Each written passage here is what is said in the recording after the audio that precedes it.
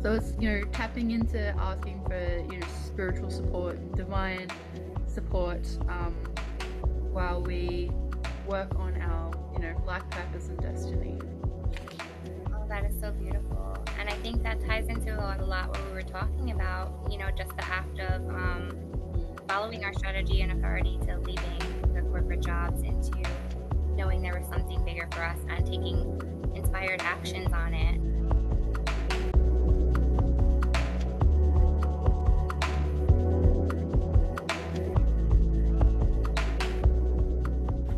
Well, hi Marissa. I'm Natalie. So we're coming together to have a chat, a conversation.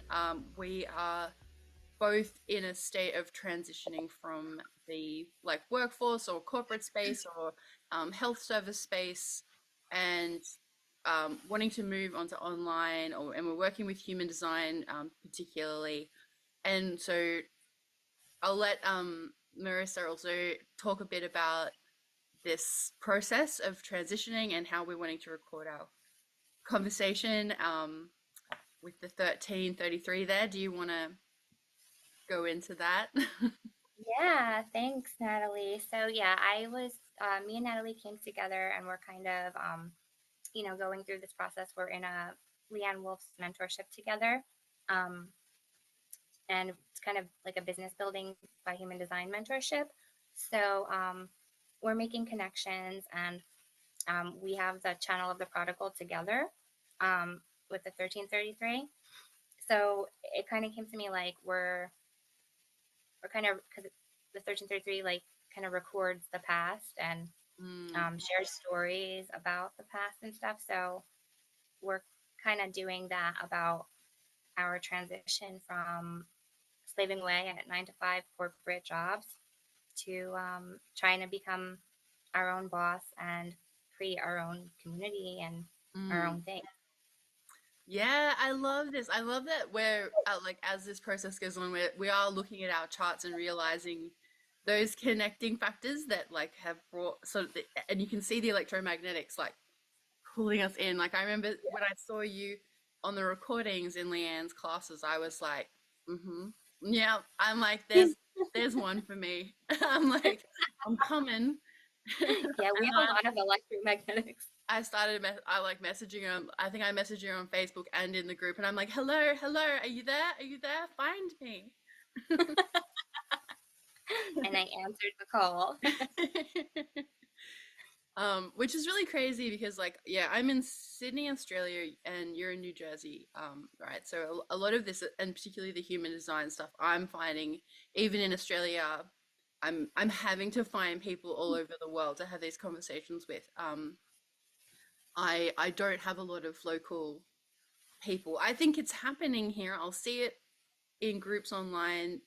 There are people in Australia and Sydney doing things, but if I reach out to them, it's kind of dead air. So I'm like, that is, you got to go where the energy goes and who's responding and where things are, and it just is all over the world. So, uh, Yeah, and it's amazing that we have the internet to be able to make these connections and get closer to our fractal lines and the people that we resonate to. mm, Because yeah, I can't have these conversations with nine-centered conversations with my neighbors or anything like that. mm. And I really, in New Jersey, I don't know one person Is who's that into human design, right? Mm. Should we except for start? the people I've told about. We were going to ask each other some questions, and sort of lead our conversation that way. But should we also start off with just our design type? Oh yeah, yeah, absolutely. Let's do that. So I am a 4/6 emotional projector. I have the channel 3740, the channel of community, and the 1/8, the channel of inspiration. So I am also a split definition, so I need to work with people. Um, yeah, and it's I just love this journey and learning about human design and selling out of your open centers and your all the stuff. And what about you? Yes, I'm a 6/2 emotional manifesting generator. I've got what channels? Sensitivity, the 1949. I've got the 1034, which is exploration, and the 1/8 as well. Awesome. inspiration. So yeah, and then what else? Left angle cross of refinement. Is yours the cross that it's like everybody has the right to have a beautiful space and Mm. privacy? Because I actually had a Ah, client who yes. had that, Mm. and we were like fulfilling his purpose, like part of his purpose while I was working with him when I was a support worker. I brought him to court. He was having Mm.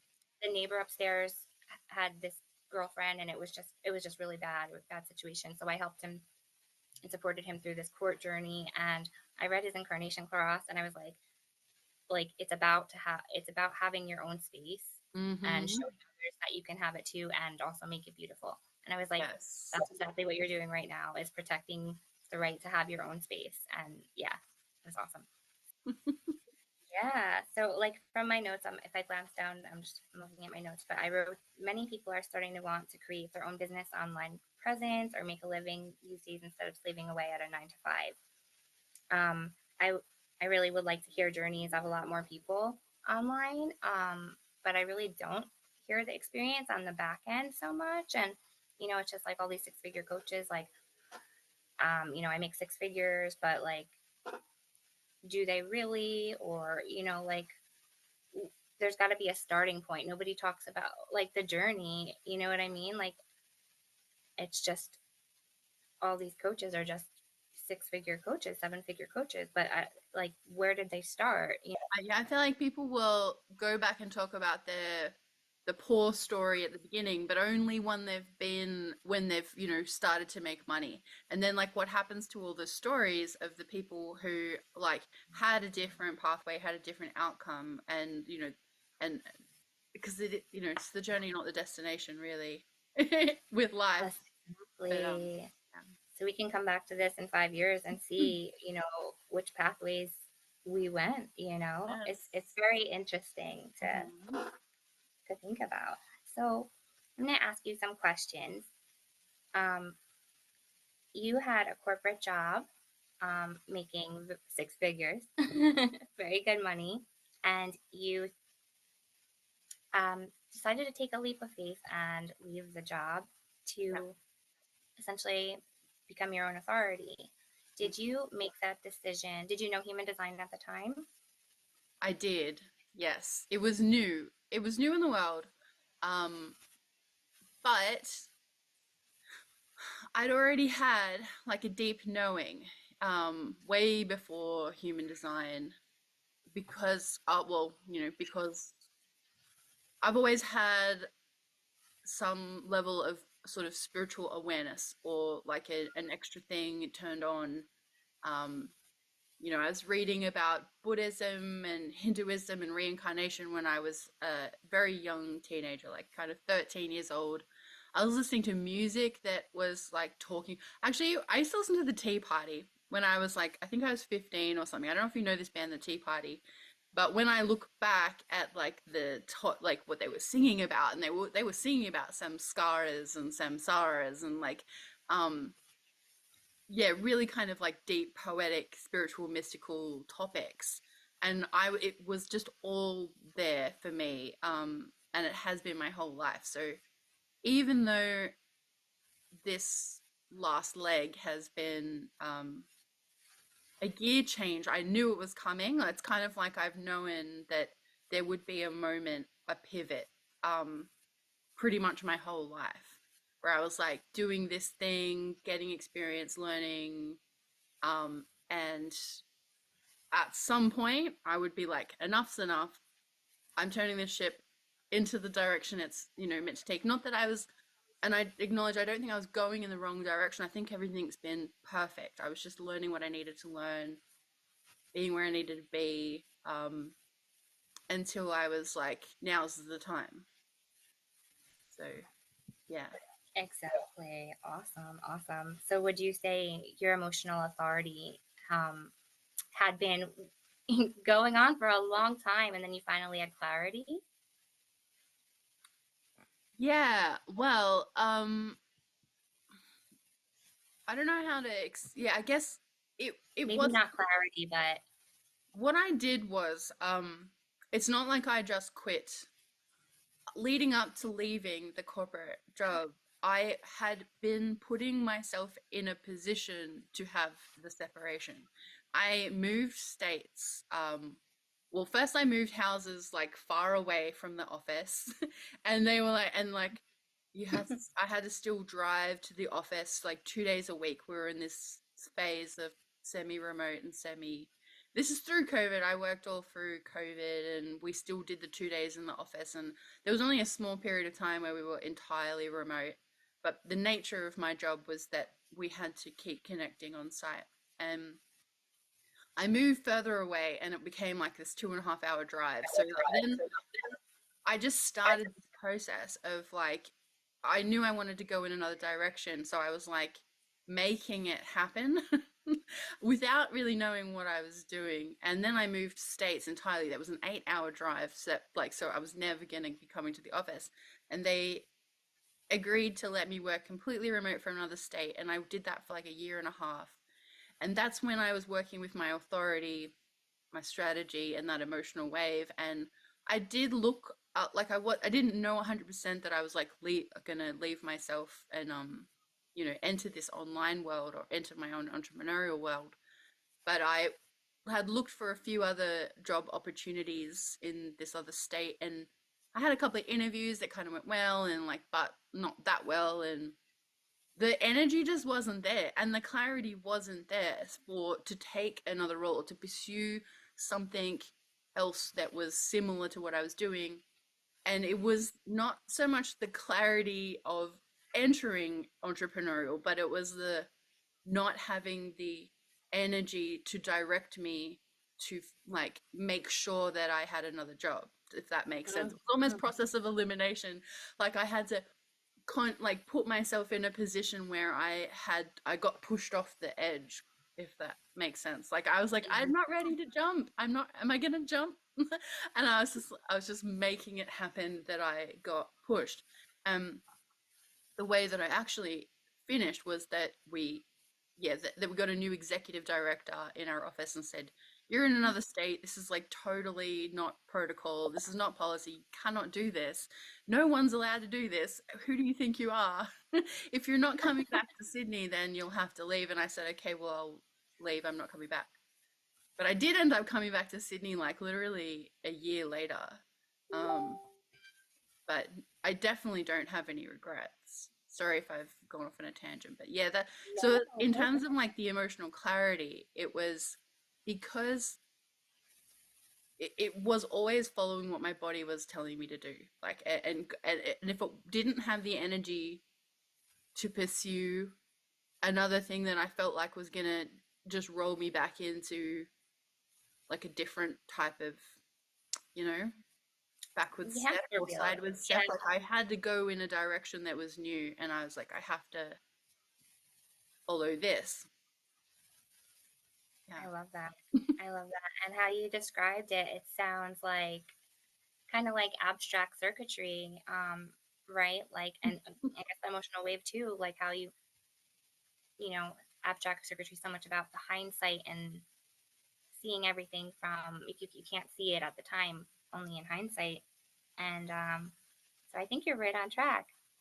That's I awesome. I think that too, and that's yeah, because of the way my body feels and like the nervous system reset that happens when you start to like back yourself, and like it's literally that's what happened, and that's been the process a lot of the time has been resetting, and it's deconditioning, but it's also like undoing the way that I had to work for so many years is and the stress involved in that and whatever the psychological trauma that came along with that, um Mhm. and just starting to like clean up and clean out, the weeds and the debris and the stuff that had got caught in my brain. That was one thing that I was really conscious of for years, was like what you're around and who you're, and this is before knowing I have open ajna, open crown. I was clued onto the fact that like who you're around, the conversations that you have is what, the influence of my mind is going to be. And I don't want to spend all of my years, all of my life, like in one of those really like weird office culture spaces where it's just really it's not just boring, it's petty and it's circular and like really defeating. And at least that's how mine was. And like it had good elements to it. There were good people, but there was just the nature of the work, and sometimes it was like it if you've ever seen the sitcom The Office, it's so hilarious, the UK one and the US one. Yeah. And I just think it's like and there are heaps of office comedies that office people find funny because it's like it's like you create work for work's sake to keep yourself in jobs and make yourself busy, and then you just run around like continuing to make work. And I'm like, why am I wasting my energy being useless just so that I'm not willing to take the money just to feel useless. I want to feel useful and like I'm moving forward, desire motivation. So Mhm. um yeah, I don't know if I've gone. Yeah. You'll have to. No, that was beautiful. I resonate with that so much. So now, how long has it been since you left?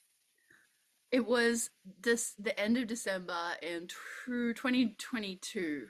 I always have to remember 2022, yeah, 2023, 2024. So it's been a year and 9 months. That's amazing. And Yeah. so now you didn't know that it was going to take you into this entrepreneurial role when you first left.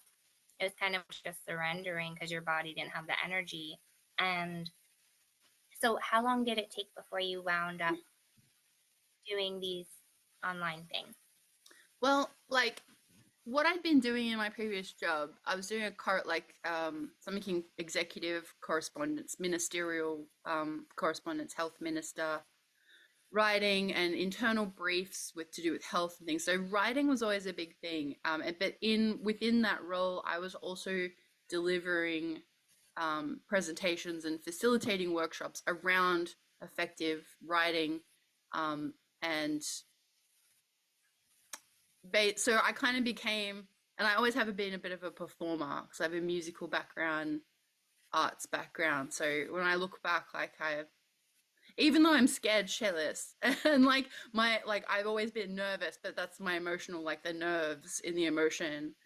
Sometimes that would get the better of me, but now that I understand that solar plexus is nerves, I am like, uh-huh, I get it. All right, I see. But anyway, I was one of the people who was kind of like made a bit of a show out of it. So I got a lot of engagement. I had hundreds of people coming to these like workshops and started getting a lot of good feedback. And so that I was strengthening that ability to speak and to like lead and control a group and to teach. And I had also made music videos and filmed myself and done photos of myself for my bands and that for years. So like I felt confident that I would, be happy to get on camera and speak, but it was just cultivating my message. And so straight away, what I did was, and what I was curious to see was if the world is if every day is my oyster, like if every day I get to wake up and do anything, what will I do? I was so curious. I was like, what are you gonna do? I started doing tarot on like TikToks, making TikTok tarots and doing tarots. I put a couple on YouTube. I wasn't really happy with them, and I think I've taken all of that down. But I mean, that's typical. If I look back, they're actually not bad and they're actually good. But I was just I had a freak out moment one day. They are. But I immediately just started playing with, filming myself and expressing and sharing wisdom and talking about human design, but talking about like the larger story as well of yeah, just concepts and philosophies basically. I have something drops in with the Ooh, open head. I just start filming it and talk to it. So I did that straight away. Got on Instagram and talked and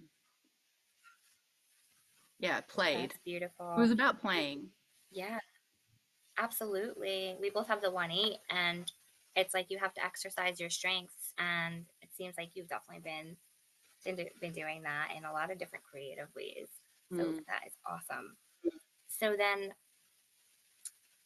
when you decided to um, that you were going to kind of monetize on and use that as income.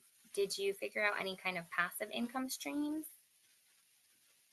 I or did. any? I've been very what's the word? Creative with my with calling in resources. I like we had a bit of a share before the call around like maybe some questions we might ask each other. So I went ahead and like wrote a bit of a list of these tips, um, which I'll glance at as well because there were so many things that I did that were not doing analysis human design readings, um, because there was a lot of like, of course, it's going to take time to grow organically, especially if you're wanting to stick to your strategy and authority and your values. And I knew I had deconditioning to do, and I still had, like, I still felt like I needed to learn a bit more so that when I do readings, that they're so, inclusive of the aspect that the person needs. So there's just a lot of tuning in, right? And a lot of that alignment. And I didn't want to push or jump or force anything. So the HD readings have been just gradual and easygoing. I did a lot in person. Like we're talking about doing this online, but I would meet people sometimes in chat, like Facebook groups or something. Like there was a conscious community spiritual page for my local state. And I was in there sort of responding if people asked questions or they were saying, like, there was a conversation that was going on and I was interested in, I'd write a response. And then that person would DM me and I'd be like, we'd have that conversation and I'd go do a reading for them, sometimes in a cafe. I've actually done several cafe readings, where I print out the sheet and just we go there and people like that. Like, we can have a coffee and it gets to be like an intimate discussion. Like I literally, yeah, I've done that so many times. But what That are is my points? So like following energy, I think is really important the whole way through, and finding other ways to support yourself creatively. So I had things like I was skill sharing, skill swapping. So like I didn't have or didn't have the money or I wanted to get photos. Basically, I wanted to get a brand photo shoot. And so I exchanged like a big 12-page human design report. It was mad over the top because my undefined will center like wants to give value. But so I just kind of I bartered and I think I did another swap with someone else who like came and looked at security on my laptop, and like I did a reading for them. And I was looking early on, I was accessing like free, like there's so many people, mentors and coaches and things giving away like free lessons and sessions. But I mean, my advice around that was like be selective and like don't get your inbox inundated. If you jump on too many things, then it's chaotic. But it's still, I found it. I was curious, and I let my energy lead me in terms of like what I would listen to or take in or take on. But um it can be too overwhelming, so yeah, beware of that. But it's I did things like I joined the community garden, so that it got I knew my body wanted to do that. So um even though it's not a direct income stream, it's expanding my community, expanding the people that I'm talking to. So I'm having more conversations with those people. I'm also like sharing the eggs from the chickens and getting the greens and the herbs, and it's growing and it's seeding and it's part of that energetic story of cultivating. And I same think that, here. Right. yeah, moves between the like layers of life. It's like you don't go into a state of barrenness because you feel like you have to be careful with your money. I kept getting I stopped now, but I kept getting my nails done. I think I bought, I didn't, for some people it looked like maybe unwise, but it was always following energy. It's like, do I have the energy to do this? I mean, I know I'm speaking from manifesting generator. That's because that's how I've done it. So it's not going to be the same for everyone. I mean, I guess for someone else, like it will be paying attention to environment, and soundboarding, or you know, the different ways that everybody tunes in to get their own like guidance and their own strategy. Where are they being invited um, to join in and things? So it's different for everybody, but um, I don't know if I probably have heaps of different things. Like I actually created a class I ran with a friend early on. She had plant medicine, like wisdom, and because of that facilitation that I'd done, I was like, let's do a one-off course class. You can create the content. I'll, support with pulling it all together and inviting the people, and I'll help facilitate the session. And we did that. It's just those like little things. Actually, I ended up joining a cooperative, and I didn't manage to earn money through that, but it was like collaborating with people that had the same values to talk about processes and policies and how you would put a cooperative together. So, um, yeah, I'm not having a quick look at my list because I did some copywriting work. I jumped on and did some blogs and websites and um, email things for a couple of businesses. Um, yeah, other tips is like definitely making friends and alliances with people who are doing similar things, and so you're having those conversations that keep you aligned and on track. I was accessing libraries and like events and things that were going on. Um, what else? And then I have things like you know gratitude and meditation is Yeah, it's meant like important. meditate and give thanks for the opportunity. Like I don't know, I've gone off on mad tangents, but like it was all about reframing my perspective on um what's really important. So for me it wasn't like I have to I have a fundamental belief that I will get back up to a financial state and more than what I had when I was, just plugged into the office, but I'm going to do it in a way that um, has a solid foundation, I guess, that I really understand what I'm doing, and I believe in what I'm doing. So yeah, Absolutely. I Beautiful. don't know if I I've think, answered any much. yeah, yeah, that's a lot similar to how I would answer that question too.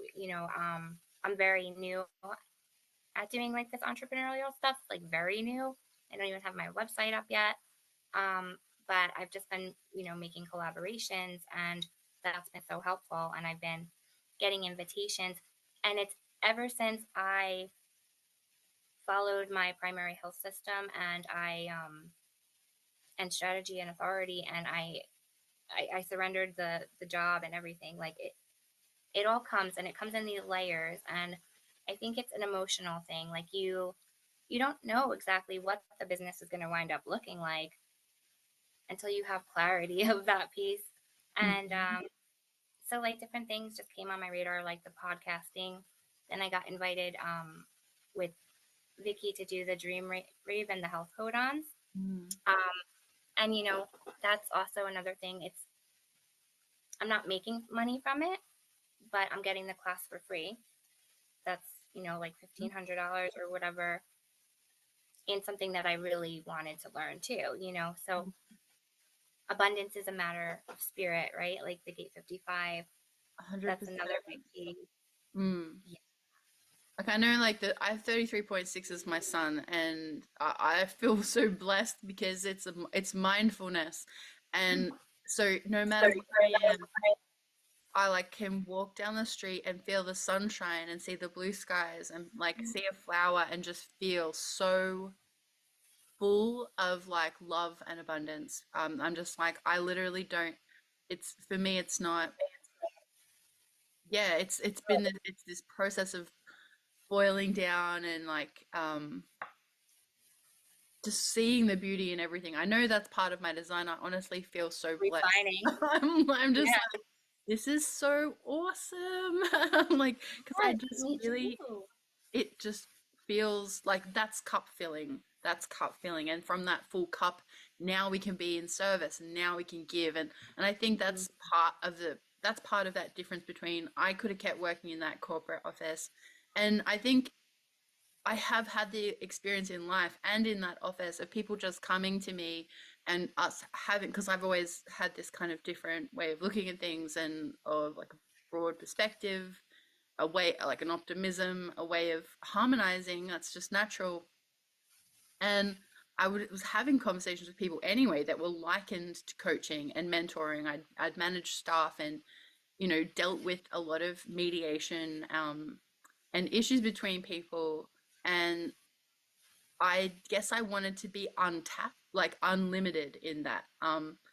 And I think I've like lost what my point was, but I'm like I coming, yeah, coming from that full cup, sorry. But in those environments, there's also this other siphoning that's happening to your energy because like, I'm as a manifesting generator, I'm not always able to be my biggest self, and I've got like the 34 in there, and I'm like, I just I can be huge, and I had to kind of curb it down, and then I don't always have the full cup that I can serve from. Whereas, like, if I take myself out of that and I make sure I'm replenishing, um, and I'm, yeah, guided by my own energy, then I have the full cup to give from, to serve from in my own way. We've both got exactly. the pen, so it's like Yeah, we are yeah, treading the path.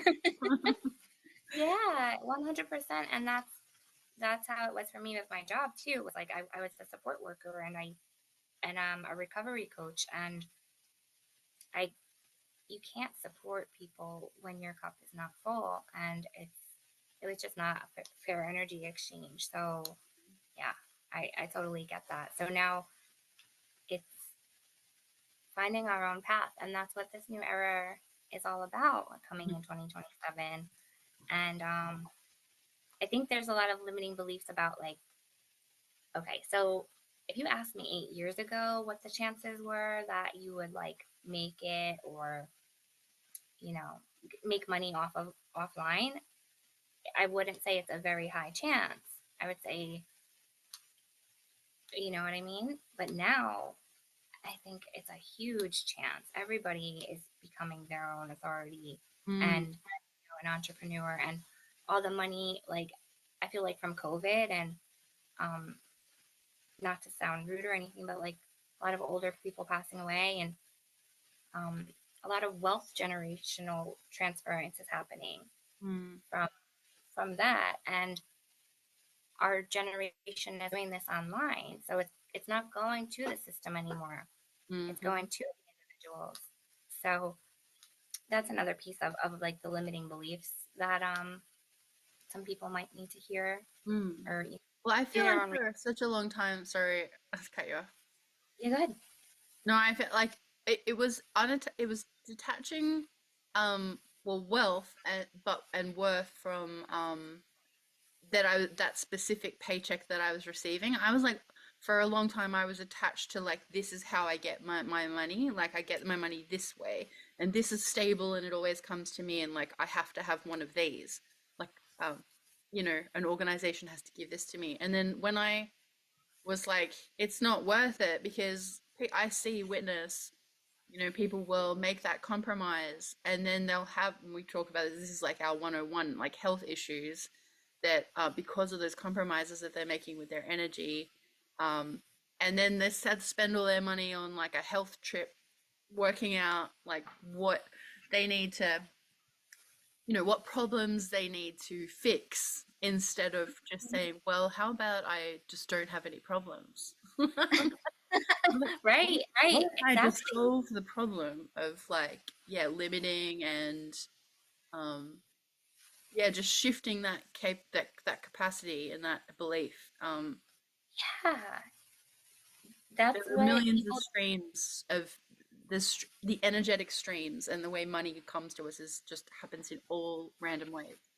So many different ways. There's endless potential, and that's something like people don't see on the outside right now. It's like, oh, well, like, she quit her job and she doesn't have anything lined up, and she's doing this woo woo human design thing. Like my family talking, and it's like they just don't have any idea. They haven't expanded their awareness and perception into these.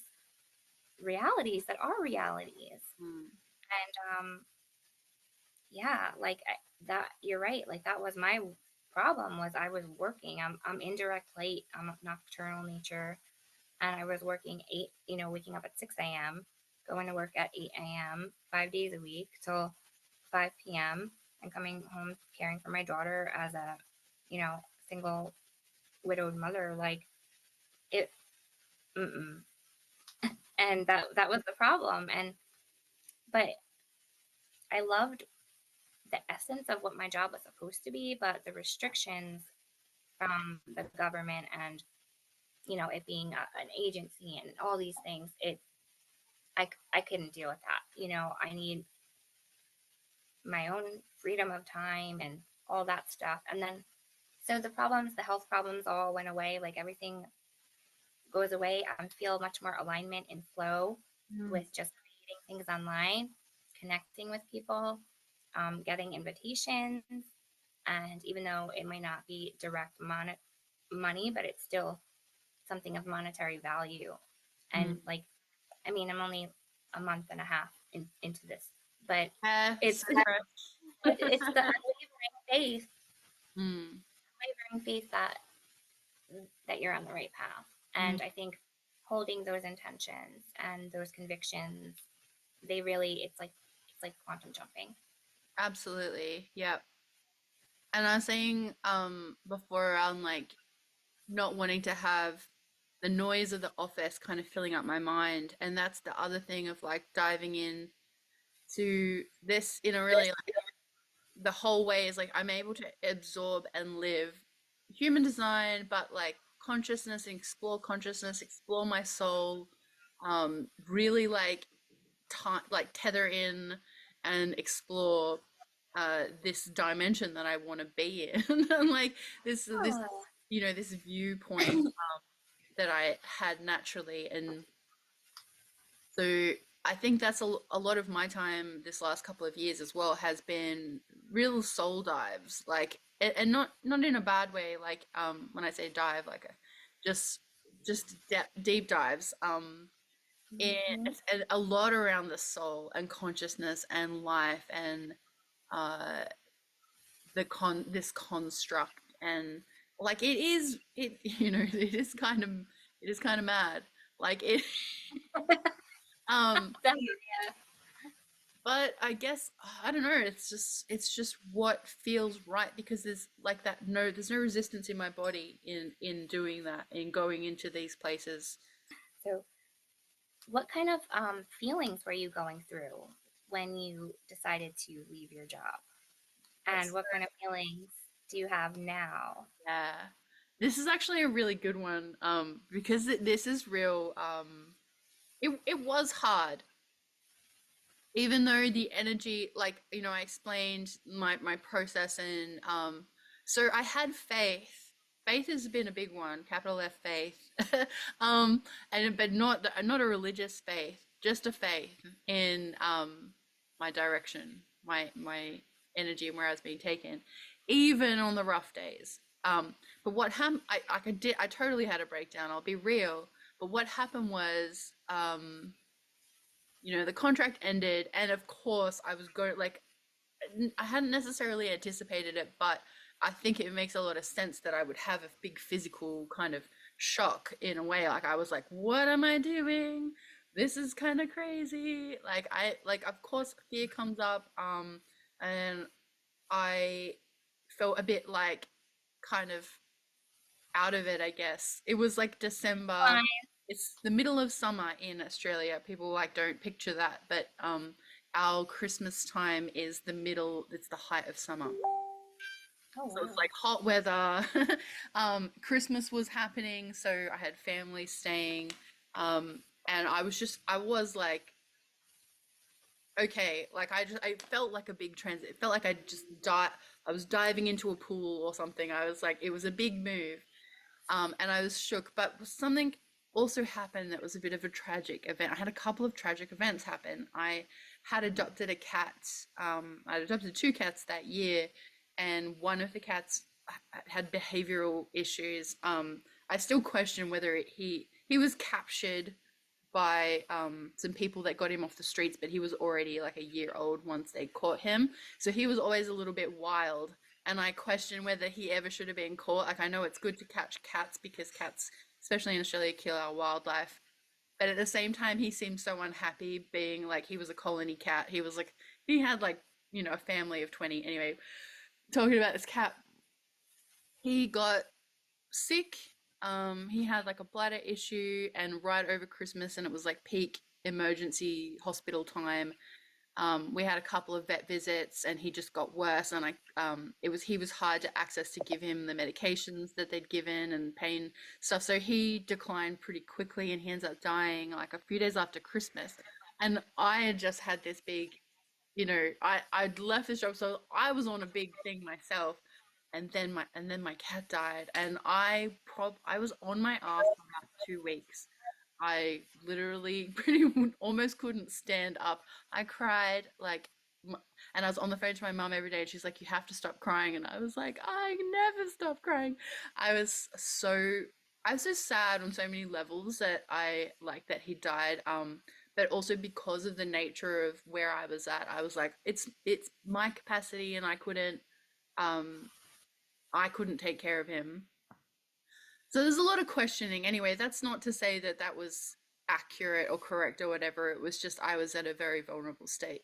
Mhm. So because that was happening, and then I had to pick myself up. Sorry, I've like diverged onto like a nonsense story, but um, Yeah. I guess my takeaway or my share that is like things are still gonna happen that are outside of your control. To still navigate, you know, grief or loss, stress, trauma, like issues that come up. But I guess like this whole process has been you just take it a day at a time, and it's just a day at a time. And I have short-term goals and long-term goals, and I still have vision and I still have direction. I've got the two. Um, thank God. But I'm I the love I love that too. I'm never giving it up. Um, the 14. pardon? You have the 14. No, I don't. No. Oh, we're an electromagnetic Yeah, there. that's why you're here.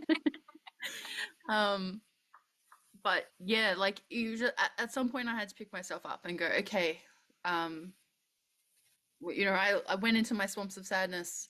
I had my time, and then I guess the other thing is that emotional clarity. Like I had to let it play. I had to let it go there. I had to just drop in, um, until it was ready to clear. And it was a couple of weeks, and I started to pick myself up out of it. And I guess it goes back into like a few of the other points that we've talked about already. Like I accepted help when I needed help.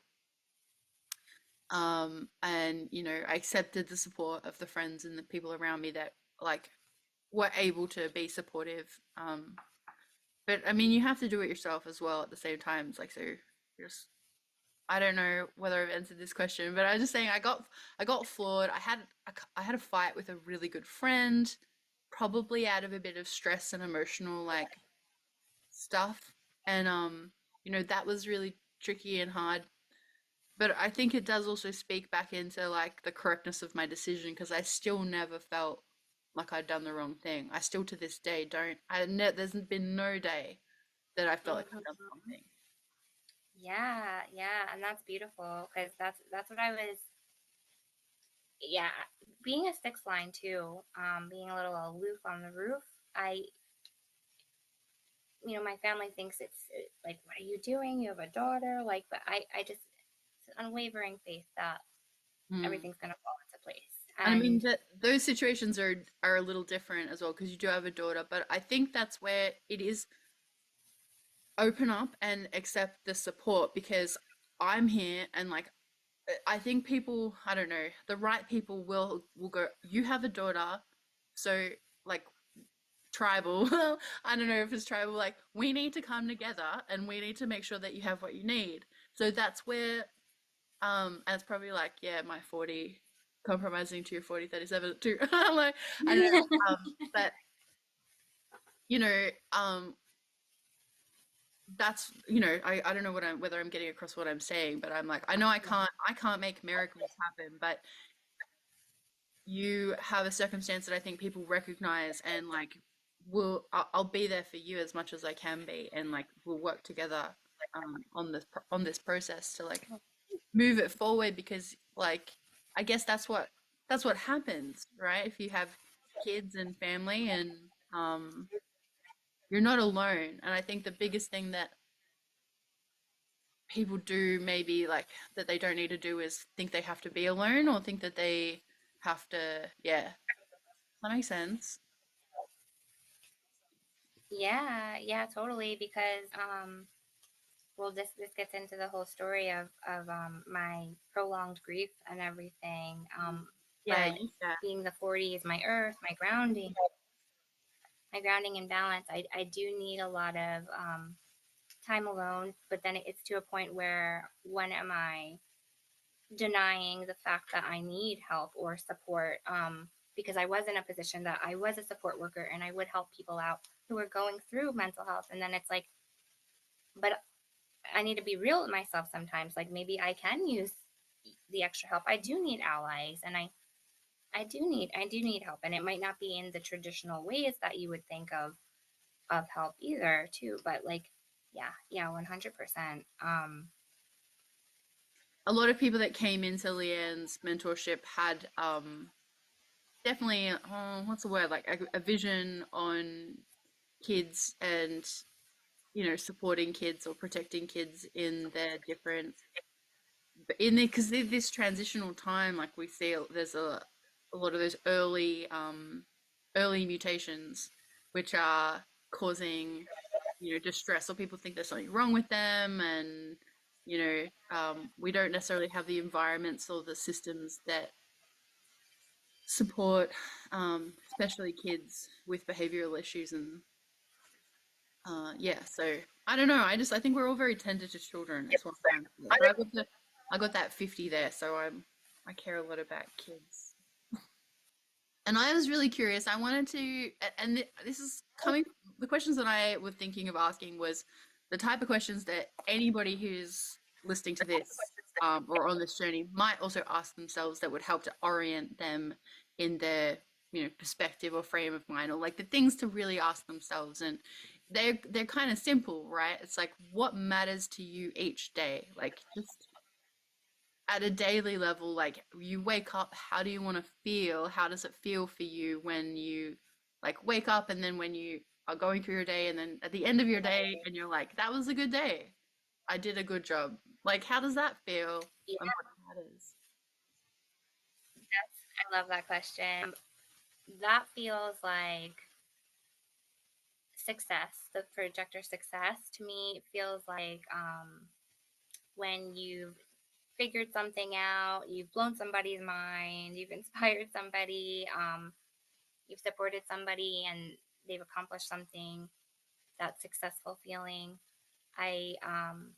And that doesn't even have to be every day, but also just to be able to just be myself, to not have to hide who I am, or change myself for anybody else, and not having to be like rushed or and kind of like demands or anything. Like the only thing right now is my daughter has there's no buses. I have to obviously get her up and get her ready for school, get her ready for bed, and um, um, at certain times. So that's not really an issue, but like anything else that was like time, you have to be places on time, type of thing. Yeah, I'm good with that right now. Like, yeah, just being able to just be myself and not have to worry about being under pressure.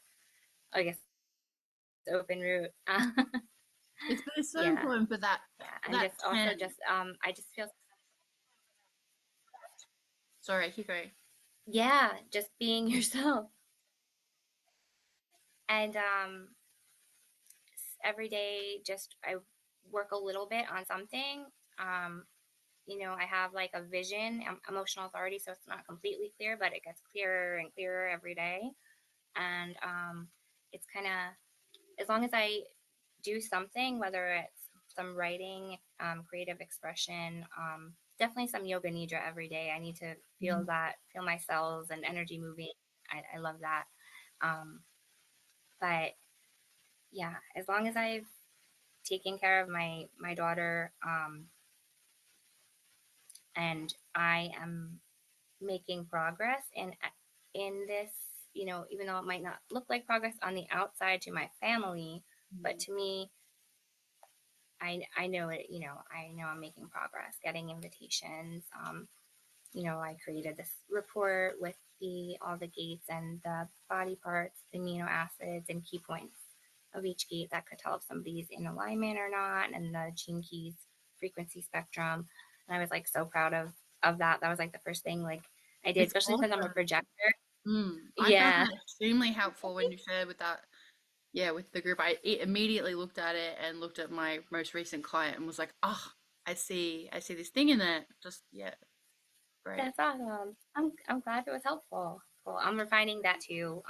But yeah, so just like doing all these so many different ways that you can monetize online. Like that's what being an entrepreneur is, right? It's like thinking out of the box in different ways. Mhm. And I the vision that I have is I am the process planning, and I've worked in the system kind of as an advocate against the system, and I've always the 10th gate and 38 and things like that. So it's always kind of like that little like rebellion, and I also have the 58 kind of wanting to fix the patterns um, of society and things like that. And so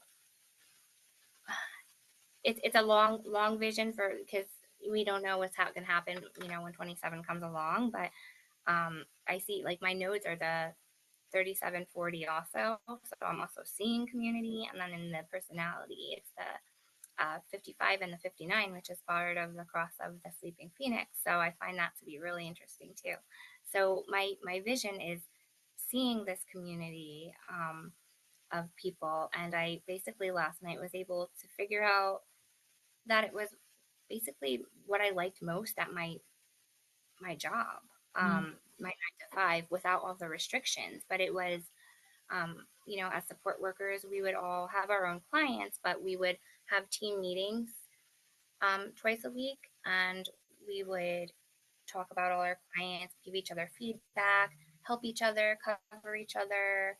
Um, we always had each other's back, and we were able to help the clients better in that way. We would sometimes make groups with like two support workers and like two clients each and come together, and just it would be a more holistic kind of treatment of whatever kind that person needed.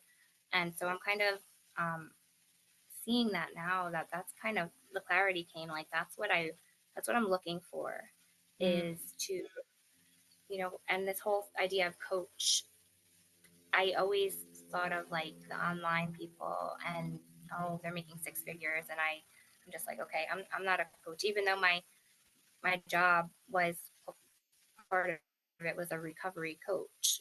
Like, but for the online space, it gave a different definition to me in my mind and the perception. So we let go of the mind. Now, coaching is really um, it's asking good questions, and guiding and supporting and listening, and that's what I do naturally, and that's why I wanted to do that job, because that's what I like to do. I like to guide and support and empower and inspire. And yeah, and the framework all came to me yesterday, that like that kind of is a business model, like to Yeah. have different coaches of different, maybe not even different expertise, could be a bunch of human design coaches, but we all have different energetics, so we can all provide a different area of help for that person.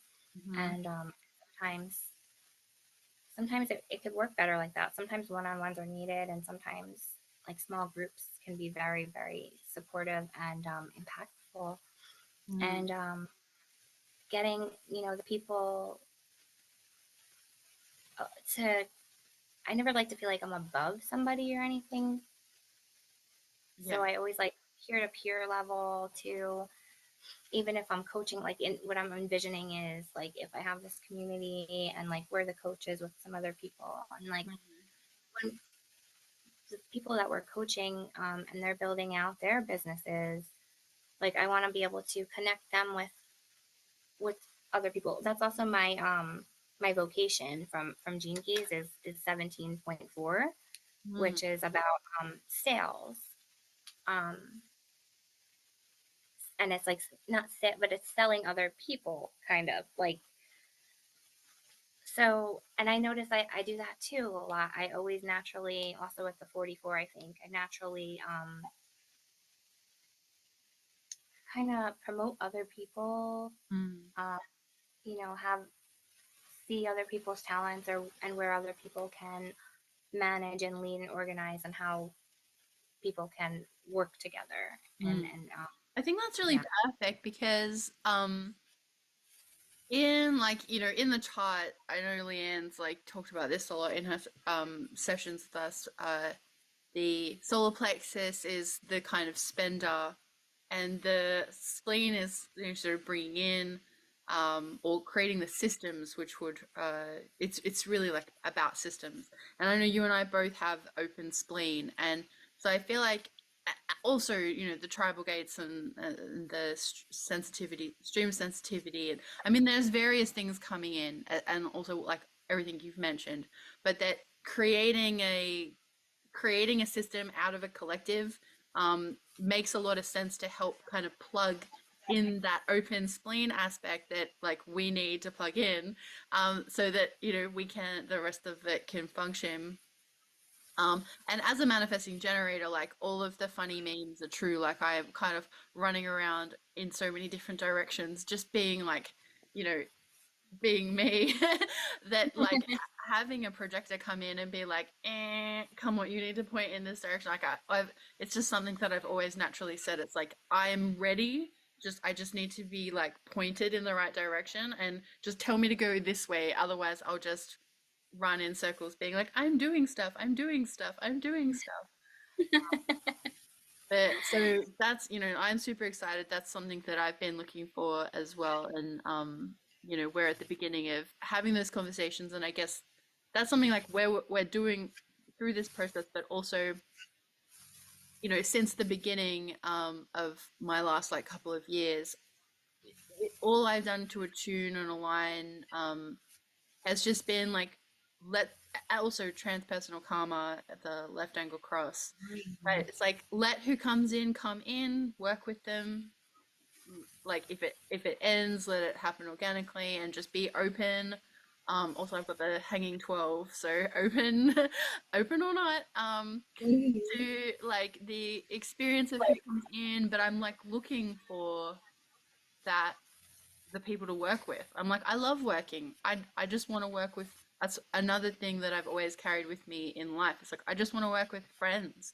I want to work with people that, like, you say I can be my full, truthful self in its wholeness. Um, and having the language of human design gives us that capacity to see each other on that level where you know it gives us such an advantage to see what's really clicking for other people, and it relieves a lot of I don't know if you remember being kind of like a bit asleep like or whatever, but in the past I can say from my experience, like sometimes you'd have an interaction with someone that would and you'd be like, that person's such a dickhead. Or like, you're like, what the hell? They're so out of line. Or it's either through projection or just judgment or criticisms. But then when you bring in that lens of human design, you can be like, I see they're just trying to I see what they're trying to do now, even if it's not me, even if I didn't used to understand it. And so to work as a unit, as a collective, create systems together with the language of human design, um, I don't know. It's just a no brainer. Like I like it's great. Yeah, it's really, I think you really do have an advantage knowing this stuff. And Well, they say yeah, like it's millionaires don't use astrology, billionaires do, right? That's the term. ooh, I like Yeah, so that. I was like Yeah, that. totally. Yeah, Let me that is ask you another amazing. question as well. So, like, it kind of leads on a little bit from that, but what would success feel like at the end of this year? So, again, I'm asking these questions are a little bit like formulated so that if a person's listening to this, they might also think for themselves, like, as a goal, like, and it doesn't have to be big and it doesn't have to be grand, but like just to bring it into awareness. Yeah. At the end of the Okay. year, what where would you like to be? So by the end of the year, all right, to be realistic, like once I left my job and started engaging with people online, because I went from this space of not engaging at all from this complex grief to healing that and engaging. So I kind of stayed away from like Facebook and social media and the internet in general because I didn't want to be asked about it for a while. So now getting back online, everything is like so strange and foreign to me. So realistically, like in the past month and a half, I knew it would take a while to get invitations. I didn't realistically think that I would be collaborating with people like at this level yet. I mean, We've been here waiting for you. So we're ready to go. oh, that's amazing.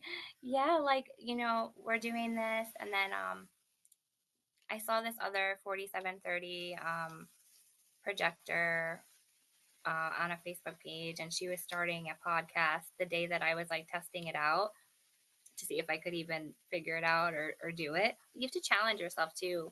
Just give yourself little challenges, and then like every time you feel that satisfaction, success, peace, or surprise, just like savor it and just feel it for as long as you can and just harness that energy. And I found that to be really helpful. Mm. So, and it aids with those like quantum leaps that, setting intentions and going, following through. And then you see that these things all happen and they happen like very multidimensionally and abstractly. And now, so I'm going to be working with her also as she's starting her podcast, but she actually doesn't know too much about human design. So I guess I don't know where I'm going to be going with that, but then, everything we're doing with everybody else in Leanne's group, and then doing the thing with Vicky with the codon class, the Dream Rave and the amino acids. And I didn't expect after a month and a half to already, I don't know if I even expected myself to have shown up on camera at this point. But like you go through the fears and you do it, and it's just like it feels good after you succeed in overcoming a fear. And I've just learned to be unapologetically me. Whatever I put out there, I don't have too much attachment to if I don't make it or if anybody sees it or not. And that's been very helpful. It's been Mm-hmm. really helpful. So honestly, but to be realistic, by the end of the year, I would want to have a website set up, and maybe have a team of like 3 or 4 coaches, kind of, yeah, working in a community, or maybe not even to that level, but just working with other That people. sounds like a great goal. Yeah, so I mean, we're only talking about a few months. Um, Yeah, so I yeah, we're don't even in know what my goal is. Like when I ask that question, I'm like, I should like, teach what you most need to learn. I probably need to answer that question myself. I probably because I was saying before, like December, so the end of the year is our summer, and so I'm always like relaxing. I'm like the end of the year is my summer. I really disagree with Christmas being at that time because I'm like this really interferes with my time off. Um, but in saying that, like that's part of this creating these systems, building this network, doing things organically, being in alignment, taking the time, all adds up to being able to work and live in the way that you want to as well. So Mhm. you can literally create the courses, create the classes, create the sessions, see clients, when the energy is there, when it feels right. And, that's, I mean, part of what I'm doing and sort of empowering is being in that flow state like daily, right? Like Yeah. that finding your rhythm, finding your pace, finding the things that lock you in, and really understanding like that about yourself at that level where um there is like there's very little fear, there's very little nerves, there's like no panic um that I feel now. That doesn't mean that I'm a millionaire on top of the hill like yet. um it just means that it's that nervous system work. So Yeah, and it's health is wealth, right? absolutely, yeah. Yeah. No, I was just going to kind of ask you the next one, Yeah. which was a broad question, but it was how have you found clarity with human design? And we're bringing in a little bit of your past story as well, because there's a big thing that you kind of touched on. So if people haven't heard this from before, like you had a really, really, really traumatic event in your life. So I don't know, maybe you could talk a bit about yeah, how you found clarity with human design and bring in some of that backstory. Yeah. Yeah, absolutely. So, as a sixth line on the third line stage, definitely trial and error process. I got into the wrong friend groups, the wrong things, drugs, wound up surrendering, just not wanting to ever, use again. And in 2016, and I was like withdrawing from these like painkillers and opiate withdrawals, and it was terrible. And it's like I can't believe that was even my life. It's so strange looking at it from the roof now. But in 2016, that's when I got clean with my fiance, who at the time he was just a friend, but he had been asking me out for years. But I had another boyfriend at the time and never worked out. And then for some reason, when I was in that moment of despair, just knowing I never wanted to use again, I felt like I was so alone and I had nobody. And my mom was always right and saying that I don't have any real friends, they're all drug friends. And then Joey popped into my mind, and I called him right away.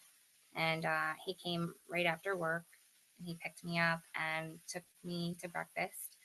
And we decided to lock ourselves into his house for 2 weeks to get clean. And we did that, but I never left. And and yeah, so we wound up totally falling head over heels in love. Um, I felt like my 44 was calling in his 26. Like it was like this sacred thing. The relationship was very, it was like my fairy tale looking back on it, but I also I have rose colored lenses on it. But I'm also realistic and understanding of human nature. So he wound up in 2017 um, going through a psychosis. And like he had so much adrenaline pumping through him. He was flipping couches, running around with axes, screaming at unseen forces, like come fight me," um, thinking I was a sex slave or a robot or something, and that our like sex tapes were on the internet and that it had to do with money. And this all ties into the charts and rave cosmology and the triggers. Oh my gosh, it's really really interesting how that all works. With with that, but it took yeah, with human design first, it was about finding myself after he let me go back a second. He I'm trying to tell a really long story in a short amount of time. Yeah, there's a lot in it. It's okay. Yeah, Take your time. thank you. Okay, so we lived together, we worked together. We dropped all our friends because we were clean and we couldn't be part of that crowd anymore. We were helping other people who were struggling. Um, all these kinds of things. We had a daughter together. We had like our perfect little family for a year and 8 months. My daughter was when he passed, and I was never expecting it. Never in a million years. Like he was, he was like he saw my soul, and I was completely filled up. And he had the 19, he had the 49 as his design Earth. Mm. So it's like that stream. It's like the whole stream. I have the 3740 and that stream of need, and it plays out in the psychosis part in the rave cosmology. How I was able to like get clarity on even that. But he once he passed away, I identified Gate 16 myself as Joey's girl. Like that's what I was for the past 5 years. Like we had changed our lives around completely. Mm. It was just us and our daughter. Like um, and I didn't grieve properly at all. I started to just take in a lot of knowledge and take courses and do anything. Then I got right into the field right after I got my certifications. Did anything to not feel, but I didn't realize that I was doing that. Mm. Until starting working with clients and stuff, and then I started realizing like I'm not like why am I not crying? Why can't I feel? Why am I so numb? Mm. So I would do like EFT and like other kind of techniques, like tons of shadow work. Then I was like, well, I'm a sixth line, I'm on the roof, is it because of that? Like there's no way that I have this much grief inside me that hasn't came out, like from the love that we had for each other. Like there's no way. Mm. So I didn't know who I was anymore. And I was, conditioned to kind of want to climb up the ladder and get all these certifications and help others. And I thought I was like channeling my love for him into helping other people who had gone through the things that we had gone through. And like the addictions and psychosis and mental health challenges and trauma. That's the kind of work that I was in. And I had to, I had to be the role model and do it for me, and leave my job and really, really heal that. Even though I've been aware that I've been needing to heal it for a couple of years, it Mm. wasn't really until I had the time off where anything came up. I Yeah. couldn't cry for years, and then finally I've been able to cry again. Like I have, because my emotional wave like flattened out. That's really interesting. I was actually thinking like, is it the mutation that's coming up and everything? I do have the gate 55, and for a while, like at the beginning of human design, before I had like an embodied experience of it, I was I was thinking maybe it's because of the mutation that my wave is flattening out. Mm. But no, I don't. It could be a little bit. It's definitely not as prominent as it was when I was younger, but that Your also wave makes is total. like is the 4037, isn't it? That's your. Yes. Yep. Yep. What is So the and that is that's the tribal one? mhm. That's actually one of the most extreme in my. It's the ratcheting weave. Yeah, in my 1949, the ratcheting is pretty like can be. I mean, I had the 15 extreme anyway, but it can be. Yeah, those bottom days are like whoa. But Yeah. yeah, and because I know you shared before how and you don't have to go into it, so I'm not like trying to lead you into telling more specifics, but that there were elements around Joey's passing that you weren't able to be like to express as much as you maybe wanted to. And I can imagine how, like, anytime that you have something that you want to express, especially as that like defined throat, and it almost like gets backed up in the system. Like, that's how I see it playing out. It's like it's like locking a gun or something. It just ends up getting pushed back into your body and into different ways. So that could have that might have been a way as well of like that wave, not being able to express. Although you've got like, so there's your split is between the wing Um, solar plexus and yeah, the rest of the and your throat and the G, and then underside. the I'll try and show a picture of our charts, if I can edit this. I'll see if that works. But that will be that the awesome. throat and the identity is connected, and then you have the will and the solar plexus. Yeah. So yeah, that's another piece of it. Like, my first 31 years, I don't even know age anymore, 30 something years of life, my first 30 years of life, I guess, as a third line, I was living in that 30-47. Like, it was living in that like bond. Hmm. Um, Even before me and Joey were together, like, I was always in long relationships, or even as a kid, it was always pair bonding, and we were always inseparable. I was living in that, and then it kind of moved to the 1-8, and then it's like you have to integrate the whole thing in some way. But for the 1-8, that really, you have to exercise these muscles. They're like muscles, right? Our strengths. And if I don't speak my truth, that stifled my emotions. That's exactly what you were saying. That's exactly what I was doing. And a lot of it was because my daughter was so young for her to understand. I would have to tell this whole long story, and um, there's people in it that are attributed to it that my daughter still sees, and she's just she's not old enough to know my how I see it and how it basically really happened. It's not really just my perspective. It really is, I'm sure I have a little bit of a distortion on it, but it is what it is. And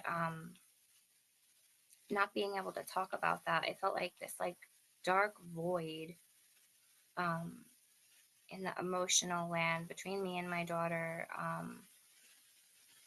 that could not be communicated. And um, the other day, I was on a low of a wave, and I was crying. Now that I'm able to cry again, and my highs are, higher. The lows are lower, the highs are higher again. But I like it much better than. Yeah, and we want to be able to yeah, that's it. We're built to experience that wave. So it's, we want to be able to go there and live it. Like, that is the filter of our consciousness. And like, I always come back to um we owe it to consciousness to be ourselves. Like, Yeah, what's the point if we're not being us? Like, just just if you want to owe it to something, like, just say it's a responsibility. Maybe that's my 50 as well. I'm responsible no, I think for that. this filter of consciousness, and to let it Yeah, shine. absolutely. So like, I'm in my car crying. My daughter's friend is over, and I'm like I can't let them see me. I'm like about to have like a breakdown because I haven't cried really in so long. I called my mom, who is not usually very supportive. She actually did give me some support and guidance, and then I cried even more because she gave me support and guidance for the first time like ever. And all it was such a simple thing. I was just like, these Lily and her friend are in the house, and I'm thinking about Joey, and I'm having this breakdown, and now I can't go near them. They can't see me cry. They're gonna ask questions. And my mom was like, "It's okay to be sad. Just tell them I'm a human. Things happen in life, and sometimes people get sad. So, mommy's sad, and you guys play, and mommy will just be upstairs in her room, and that's it. And that's what I did, and that was fine. And It's such a big thing, like, yeah, both of us being emotional and having that experience, but um it can like where with prior to the human design awareness, I literally had a whole time in my life where I thought that I shouldn't have these low points. I was like, this is not right. Like that's the conditioning, or that's like what, you expect or you're told, especially if you have those unemotional people in your life that like don't go to those depths and they don't have that in their design. So there can be an element of denial of emotions, or the flip side is that like they're taking them on and literally like reflecting this drowning state to you that they're not supposed to, necessarily, go down into. So, that's another big thing with human design, like to empower that, the emotional wave and to know that that is part of our process and what we actually gain from that. And understanding like that is going to be part of our life, like that's it's something to make friends with and to be prepared for. And I just feel like that you can ride it so much better. It's like we are surfing the wave. We're not getting like dumped and drowned in the ocean. We're surfing. We're Kelly Slater, I don't know if you know who that is. He's an Australian surfer, but No, I don't know who that is. he's Yeah, a good absolutely. guy. You should And look it's up like, Kelly Slater. once- and Sorry. like once you're aware of the wave, you become more. I think emotional people have it harder because we have to wait for clarity and stuff. But I think at the same time, how we feel on a daily might be easier, especially Mm. if we know human design and we know that the wave is going to go back up. We kind of have Well, like it's a now a I've come pretty to good understand that, gauge on ourselves of what we're yeah, at first it kind of feels like, you have to tell people that you have to wait, or you're not willing to make a decision or a call, and you kind of have to create that space for yourself to like give yourself that time. And at first it can be a bit tricky if you're trying to hold off making decisions, or you're trying to explain to someone why you can't tell them right away. But then you start to realize that taking that time is better for everybody. And then you try and educate people that, if you make the call before that clarity comes, then you could end up in a whole twisted mess where you're suddenly in on something, you're committed, but then you pull out, or your energy is just unstable. And if your energy is unstable, then if you're working on a project, or you're trying to achieve something, or you're trying to be there for someone, you're not going to be the right fit for that role or at that time. Or another thing that I found is that like it may still be like something that you will commit to and that you will do, but if you enter it into it just at the wrong time, then it still creates that instability of an experience. Whereas like, so you don't have to. It's really like we're not missing out on things to say no or to delay. Those correct things are still going to be there. That offer's still going to come, and it's really trusting that if you enter in at the wrong time, like it won't be the experience that you're. I'm not going to say it's like it won't be the experience you're hoping for, but it's just less stable. There's less stability there. Yeah, yeah, 100%. And if you wait, like it will come around again, and the opportunity might even be more in alignment, and then you have more clarity over time. Enforcing that that is the correct thing to do. And since we were like, How I was just looking at my notes and I have this one question.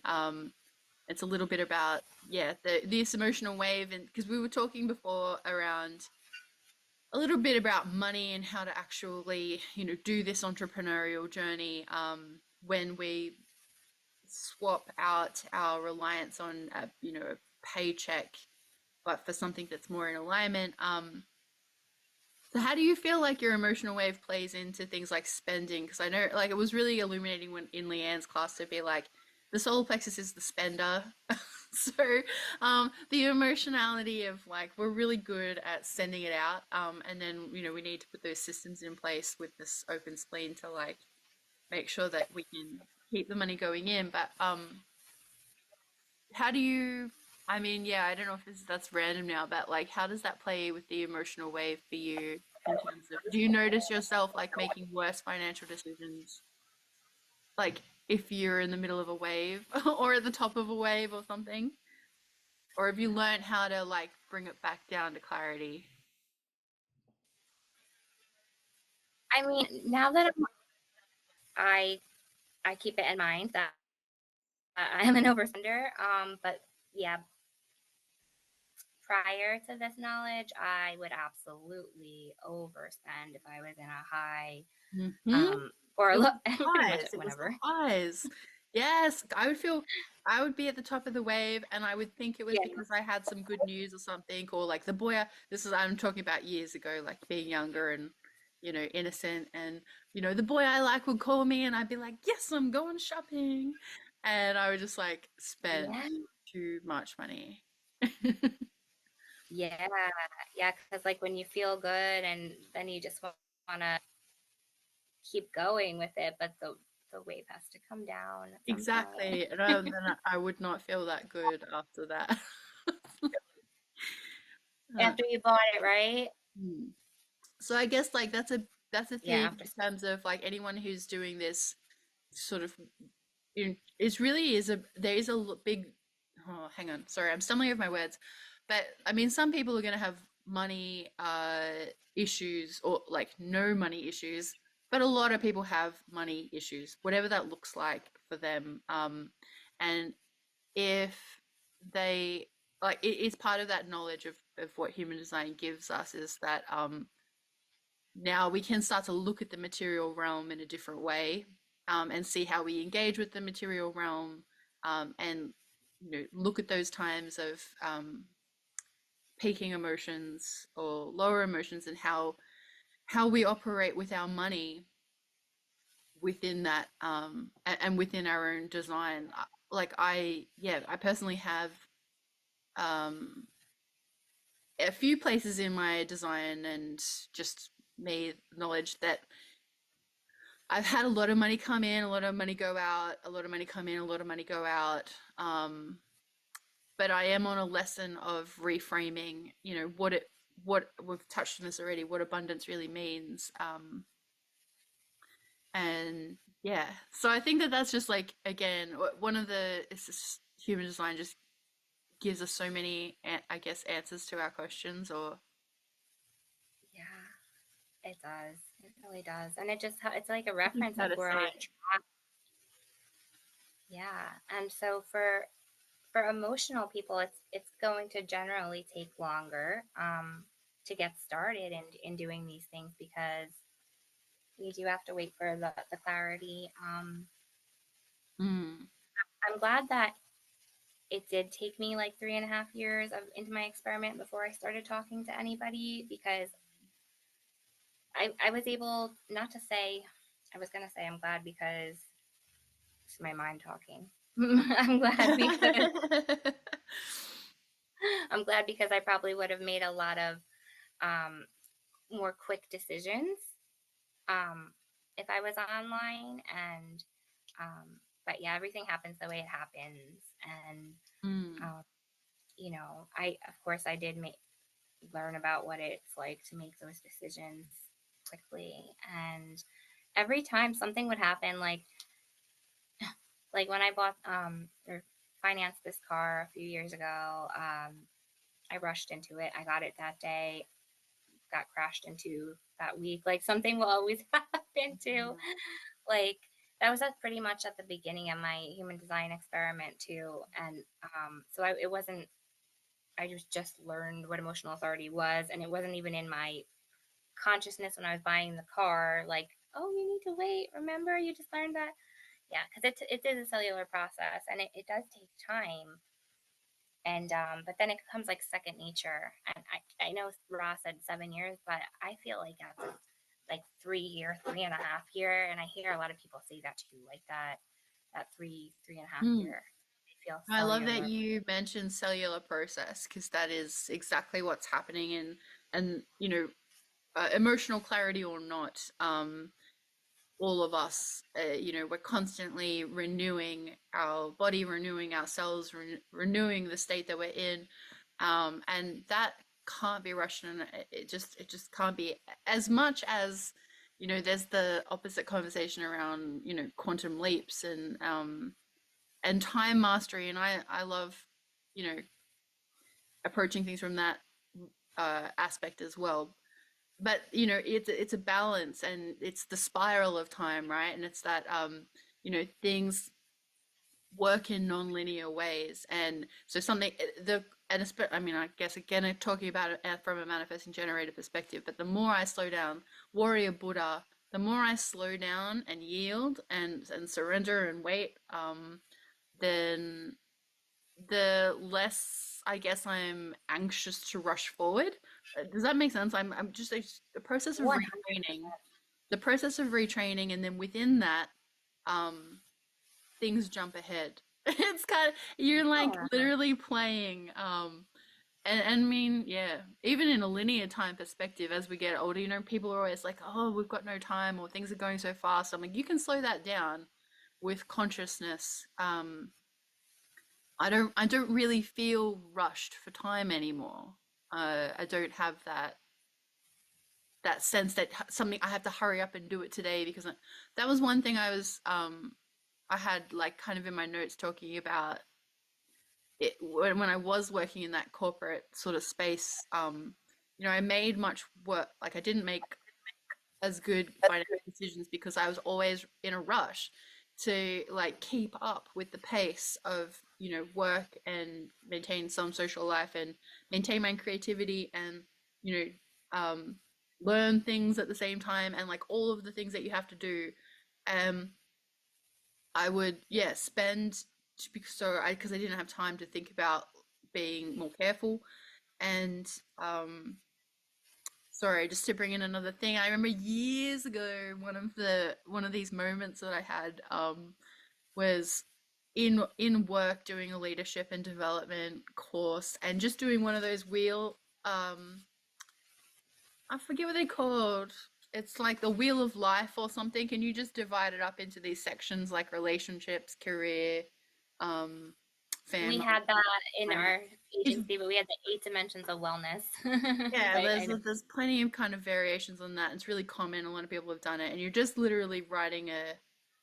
And I noticed that I had all of this energy into my job, but it wasn't like the direction that I wanted to go in, and like there was all this stuff missing.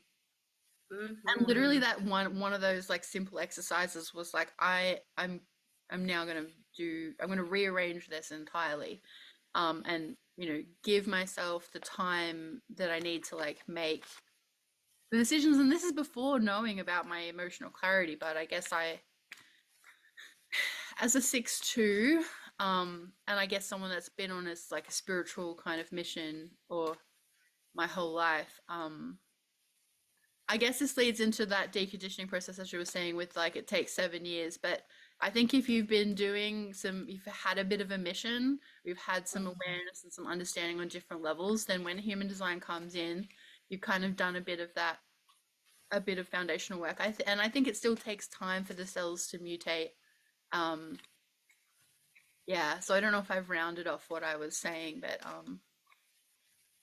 Oh, I wanted to ask you what your emotional wave is like. We kind of covered that when you were talking about the situation with your cat and everything.